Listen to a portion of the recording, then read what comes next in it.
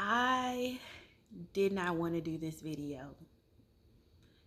It is targeted directly towards me and my disobedience. The Holy Spirit asked me to do a video on this exact topic 2 videos ago. But I told myself that I think this content is too heavy. I'm just starting this Jesus year video. I don't want to be controversial or anything like that. So let's just wait later on to talk about this topic. And so I am going to tell you a story, side story, and then the real story. So the story. Today I was eating lunch with Hope, and she was encouraging me on my videos, and she said, I would like for you to do them more often. I said, yeah, I'm only doing them like once a month type thing. And she was like, no, you need to do these more frequently. And I was like, okay, well, here are some of the topics that I have in mind that I think I'm going to talk about next. And just wanted to get her opinion. And she said, oh yeah, all of those are good. Definitely pray about what should be your next video. I was like, oh yeah, that's right. So I get home and I begin to pray about what this next video should be about. Okay, so side story. This book right here. This book right here. This book right. I'm just like, so I started writing in this book in 2014. And in 2016, I lost this book. I could not find it in the house, in the old house that we were in. And then we moved, I couldn't find it either. Fast forward to last week, me and Chris, don't judge us, me and Chris are finally cleaning out the garage from when we moved over here 2 years ago.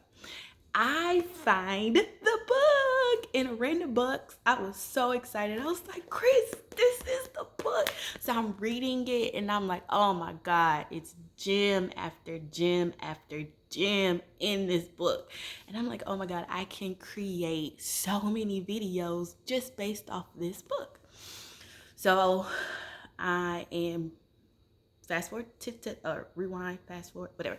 So back to when I'm praying today, and the Holy Spirit tells me that start from the beginning of the book and create your videos.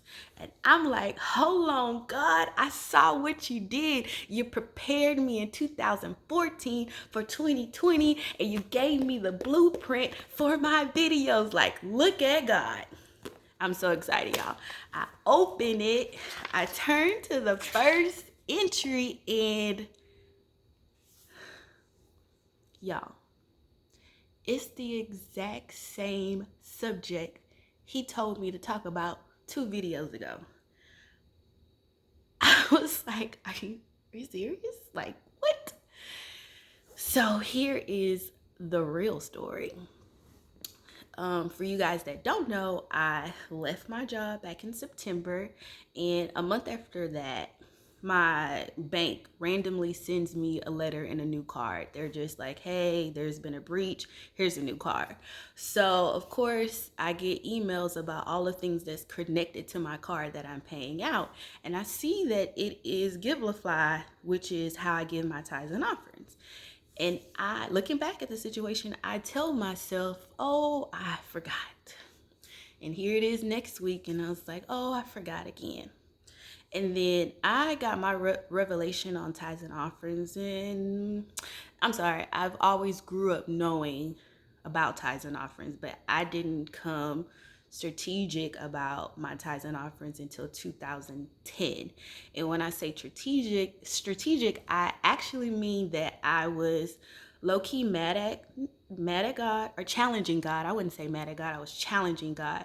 So I was like, hey, if I'm gonna give it 90 days, I'm gonna do tithes and offerings every week. And if it does not work, then I get the right to tell everybody that this does not work, and we ain't got to have this conversation, this back and forth every year. So he's like, okay, cool. So for 90 days, I was very disciplined, and I gave my tithes and offerings, and I had been hooked since. And it was so contagious that every year I wanted to double my giving from last year. So it was like not a game to me, but I was like, I need to increase it. I need to increase it. So here we are. When I forgot to update my card, I was like, God, every year I've been doubling my giving. So like, we good, right? And so each Sunday, not even at church, it was like, you didn't update your card. I'm like, okay, I'll do it. Oh, okay, I'll do it. So when he told me to talk about giving 2 videos ago, I couldn't do it because I currently wasn't giving my tithes and offerings. So how can I create a video on something that I currently wasn't doing? And so here I am today. I have updated my card. I don't know if my sister knows this, but she was talking, we were getting our eyebrows done, and she was talking to Kim Roxy about how she legit forgot to update her card. It was just like 2 days, and we were doing the fast at the time, and she updated it. And so hearing her talk about that story, I was like, okay, God, like I get it now. I'm going to update the card and start back my tithes and offerings. Legit, the next day, favor.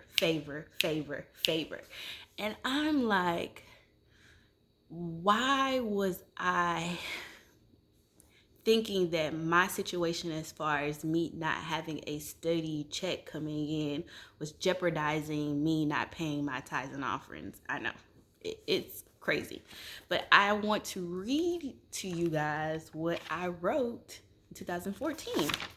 So it says, The Liberal Giver. That was the title of it.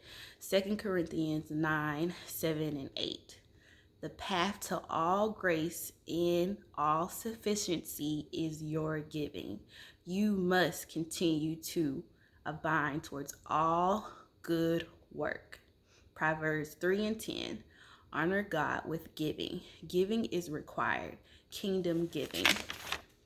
And then I talk about, I have to understand that once I go to work giving, God goes to work on my situations. What situations are these? Submission faith. It's your will, not his will.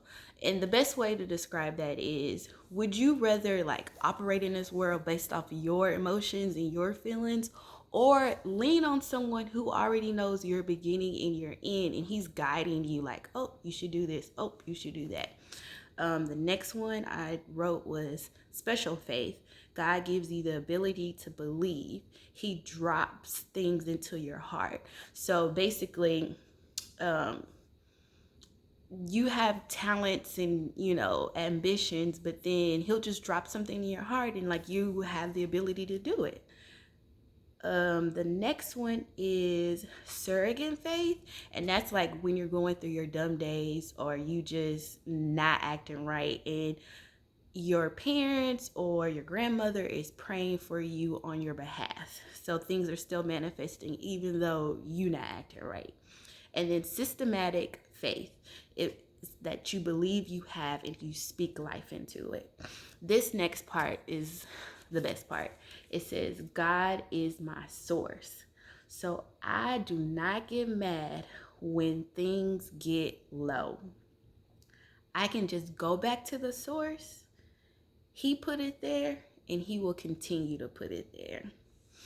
That was good. So I just want to encourage you guys out there to, I don't know, just try it. Do like me. I was challenging God back then, and I did it for 90 days. And I saw the favor, the miraculous favor over my life. And that is enough for me. And also, don't be disobedient. Like, it's too hard. It takes too much time. So just listen the first time. Thanks.